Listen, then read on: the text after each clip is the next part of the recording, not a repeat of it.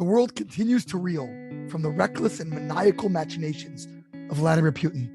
Meanwhile, Purim, the most exuberant day on the Jewish calendar in most of the world, has recently concluded and just now is wrapping up in Jerusalem, where the celebration occurs a day later. Amidst all of this, word just broke that the most celebrated Torah scholar of our generation, Rabbi Chaim Kanievsky, has passed away suddenly, plunging millions into mourning. The Sunday funeral is expected to draw between 500,000 and 1 million people. How are we to thread together all of these events and this week's Parsha, Tzav, to boot? One of the most salient features of wicked Haman in the Megillah we just read is his severe hubris, his obsession with praise and adulation. So fragile was his ego that the refusal of a single Jew, Mordechai, to bow before him rendered all of his considerable wealth and honor meaningless in his view. One who derives his sense of self-worth not from an inner spiritual store, but from the number of likes, retweets, or compliments he receives will never achieve lasting satisfaction, and in fact can become unhinged at the slightest affront.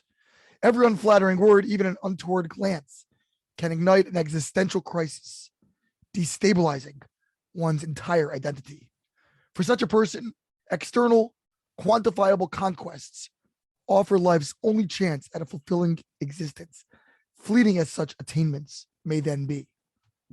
Terrified at confronting their hollow inner core, these individuals revert to whatever means necessary to quiet the unrest of their souls.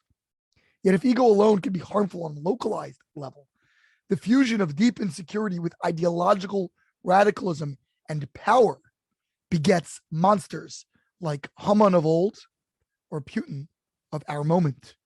Such tyrants suffer the worst effects of noxious narcissism while occupying a platform to express it in world-altering fashion. The Megillah's heroine, Esther, embodies the diametric opposite of this ethic. She sublimates her personal will and risks her own well-being for the benefit of the greater good. Mordechai offers the humble suggestion that, who knows if perhaps you have arrived at this moment for this purpose. Esther personifies a service mindset governed by an inner resolve and a sense of mission that seeks to fill not her own lack, but the world's. Rabbi Yaakov Yisrael Kanievsky, known as the Stipler Gaon, expressed this attitude of pure service and humility in both creed and deed. Every year he would be honored with the final aliyah, blessing over the Torah reading. As they completed the cycle on Simchat Torah, the following Shabbat, he would sponsor a celebratory Kiddush reception. Despite his advanced age and his stature as one of the greatest Torah leaders of the generation, he insisted on remaining after the Kiddush to help clean up, explaining that this too was part of his service. He supported this practice with an observation from this week's Torah portion in describing the priestly service in tabernacle following the burnt offerings.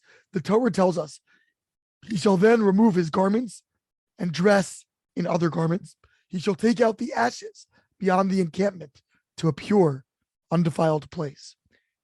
If it was not beneath the dignity of the priests to remove the refuse of the sacrifices, the Stipler noted, surely he himself could clean up from the Kiddush he had sponsored. And indeed, he felt mandated to do so. Today, we learned that the Stipler's son, Rabbi Chaim Kanievsky, who himself grew into a leading light of the Torah community, died suddenly at age 94. The timing, the day after Purim, where he resided in Bnei Brak, and at the peak of the celebrations in nearby Jerusalem, is beyond our capacity to comprehend. And certainly with Sunday's funeral and in the weeks and months to come, many detailed tributes will be authored and broadcast globally. Yet, in this particular moment, I am reflecting on the contrast in personality between wise and righteous leaders like this great rabbi and despotic fiends like those referenced above. For over 80 years, Rav Chaim toiled for roughly 20 hours a day in total obscurity, hunched over holy books, eventually becoming the address for thousands of petitioners from around the world. His entire being was defined by an internal compass, a higher calling, an unshakable faith in his inherent godliness and value. For such a person, no act of service is unbecoming, and no act of conquest or aggression is ever necessary to justify his being. These are our Jewish heroes, models of security, serenity, and service, nourished by deep reservoirs of faith and purpose. May our enemies be deposed, our exemplars be emulated, and our world reconciled. Shabbat Shalom.